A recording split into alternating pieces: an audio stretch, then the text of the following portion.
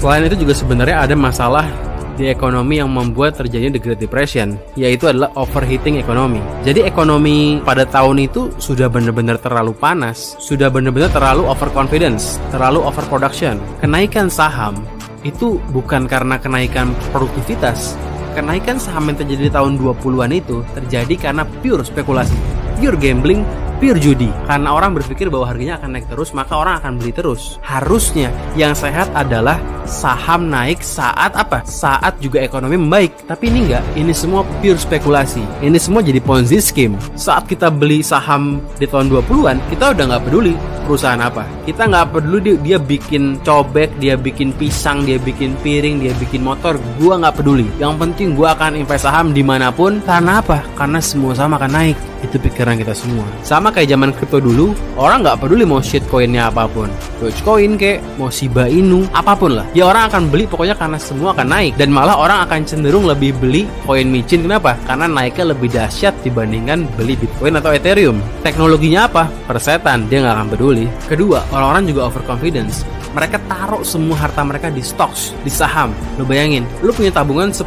juta, karena lo saking pedenya, lo nggak mau naruh di bank. Kenapa? Karena kalau taruh di bank, lo akan kehilangan kesempatan untuk mendapatkan cuan gila-gilaan. Lo buang semua duit lo ke dalam saham, sampai lo tidak punya tabungan. Ketiga, karena semua orang investasi saham, tiba-tiba semua perusahaan ini punya modal yang gila-gilaan, nggak ketaker. Bener-bener semua orang punya duit, semua perusahaan tajir, mereka bingung mau ngapain. Akhirnya mereka overproduction. Mereka bikin barang berlebihan. Misalnya Ford, perusahaan mobil, dia akan bikin mobil berlebihan, lebih dari kebutuhan yang seharusnya, lebih dari yang orang bisa beli, lebih dari yang orang butuhkan. Dan ini masalah, kenapa? Karena saat lu produksi barang berlebihan, jika nanti demandnya nggak ada, itu bakal bikin crash, itu bakal bikin harga barang hancur habis-habisan. Lu bayangin, alasan kedua tadi, di mana orang itu masukin semua duitnya ke saham, itu kan artinya mereka nggak punya uang, karena semua uangnya ditaruh di saham, iya kan? Jadi mereka nggak punya uang, mereka nggak punya demand buat beli barang dibanding sebelumnya. Di sisi lain, supply-nya itu benar-benar banyak banget karena perusahaan punya uang segila itu. Jadi lo bikin mobil sebanyak-banyaknya, lo bikin rumah sebanyak-banyaknya, padahal orang nggak punya duit, orang duitnya di saham semua. Yang ada apa? Yang ada harganya akan crash karena supply kebanyakan, demand-nya nggak ada. Dan itu membuat yang namanya deflasi. Deflasi ini lebih mengerikan dibandingkan inflasi. Kenapa deflasi itu lebih buruk dibandingkan inflasi? Karena begini, saat deflasi semua harga akan turun. Lo bayangkan, perusahaan bisa aja bikin mobil harganya 1000 perak, tapi akan dijual di angka 900 perak. Artinya jual rugi, karena harga akan turun. Karena kan supply kebanyakan, nggak ada yang minat. Daripada nggak laku, daripada makin turun, mendingan dijual aja meskipun jual rugi. Masalahnya saat dia menjual di bawah harga modal, dia akan merugi. Perusahaan yang merugi akan banyak pecatin karyawan. Dan hebatnya saat orang banyak di PHK, ya orang yang di PHK ini akhirnya makin nggak punya duit. Yang tadinya dia punya kerjaan, punya gaji, dia akhirnya di PHK. Ya akhirnya membuat akhirnya masyarakat makin nggak punya uang. Udah semua duitnya ditaruh di saham, bahkan beli sahamnya pun sampai pakai ngutang karena disuruh broker Wall Street. Akhirnya sekarang gajinya pun hilang,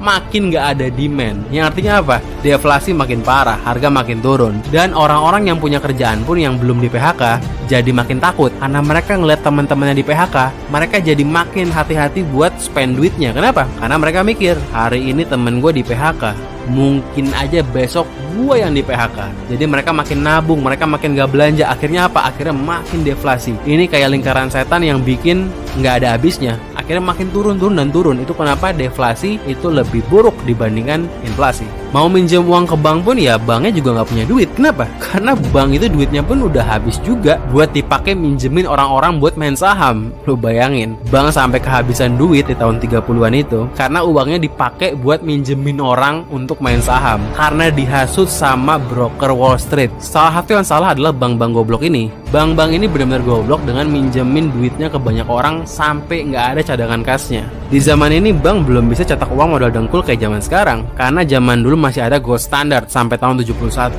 Kalau tahun 2020 kemarin pas Covid itu kan meskipun cadangan kasnya habis lah banyak pakai buat UEO, tapi kan mereka bisa cetak uang modal dengkul. Jadi ya akhirnya supply ada terus. Dan habisnya uang di bank ini buat orang akhirnya makin panik. makin panik akhirnya makin hancur. Ya kepanikan yang bertambah ngebuat deflasi makin kacau. Dan siapa orang yang membuat bank kehabisan uang? Ya tidak lain tidak bukan adalah broker Wall Street, karena dialah yang menghasut semua orang untuk pakai margin beli saham modal ngutang.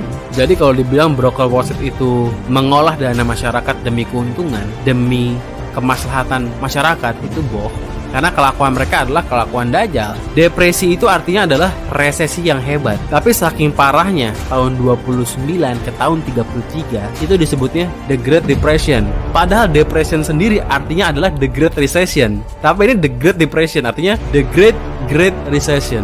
Terakhir, gimana ceritanya kejadian di Amerika ini bisa menyebabkan The Great Depression ke seluruh dunia? Padahal kan cuma di Amerika doang seharusnya. Jadi saat terjadi The Great Depression di mana semua orang kesulitan secara ekonomi, pemerintah Amerika melakukan kebijakan super blunder. Pemerintah Amerika mengenakan tarif kepada barang-barang impor dengan tujuan agar barang-barang lokal tidak kalah bersaing dengan barang impor.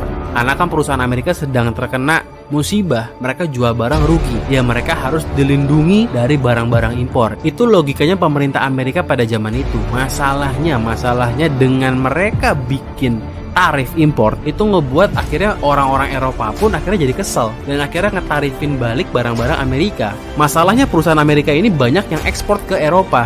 Jadi Eropa ini merupakan konsumennya barang-barang Amerika. Tapi karena pemerintah Amerika ngenain tarif ke barang Eropa, orang Eropa pun membalas dendam dengan cara ngenain tarif juga ke barang-barang impor dari Amerika. Akhirnya apa? Dalam negeri udah sulit, nggak ada yang bisa beli. Mau ekspor pun juga nggak bisa ada yang beli karena di Eropa pun jadi mahal barang Amerika karena kena tarif juga. Ya akhirnya jadi lingkaran setan. Orang Eropa pun jadi susah karena nggak bisa jual barang ke Amerika. Kenapa nggak bisa jual? Karena barang mereka jadi mahal. Orang Amerika lagi miskin. Harusnya kan barang Eropa jadi lebih murah. Ini malah jadi lebih mahal. Ya akhirnya orang Eropa pun jadi kesulitan. Karena Amerika pun merupakan pasar empuk orang Eropa. Orang Eropa jadi nggak bisa jualan. Orang Amerika pun jadi makin nggak bisa jualan. Akhirnya jadi ngebuat krisis kemana-mana.